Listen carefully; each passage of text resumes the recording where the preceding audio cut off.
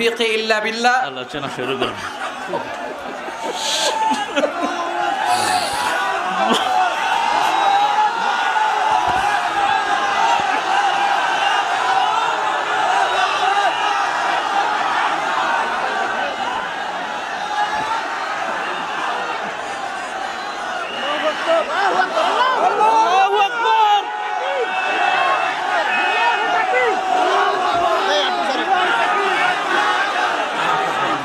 পাশে কোনো লোক আসতে দেওয়া যাবে না।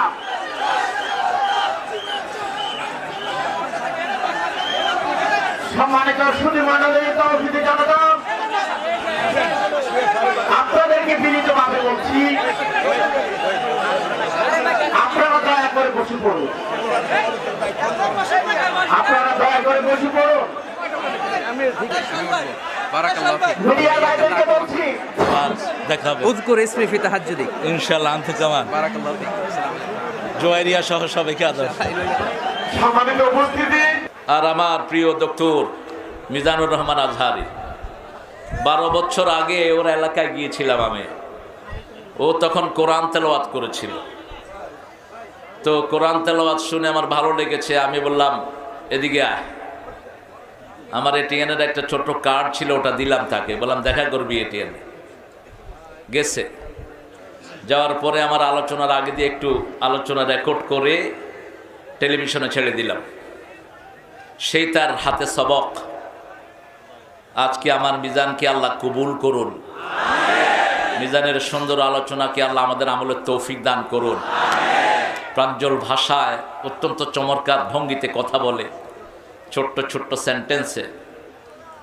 এটা আমরা উত্তরাধিকার সূত্রে একজন থেকে পেয়েছি, যিনি সারা পৃথিবীর কথার জাদুঘর। মিজান আমাকে অনেক ভালোবাসে এবং ফোনেও সে যখন কথা বলে আমাকে বলে হুব্বুকা ফিল্লাহ, আমি আপনাকে আল্লাহর জন্য ভালোবাসি। আমিও তাকে আল্লাহর জন্য ভালোবাসি।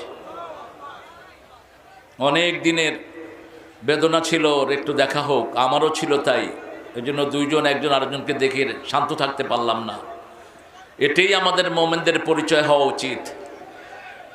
আজকে তাফসীরের ময়দানে যতজন কথা বলেন আল্লাহ সবাইকে কবুল করুন। হযরতুল আল্লাহ মাওলানা তারিক মুনাওয়ার ভাই অসাধারণ চমৎকার কোরআন থেকে কথা বলেন।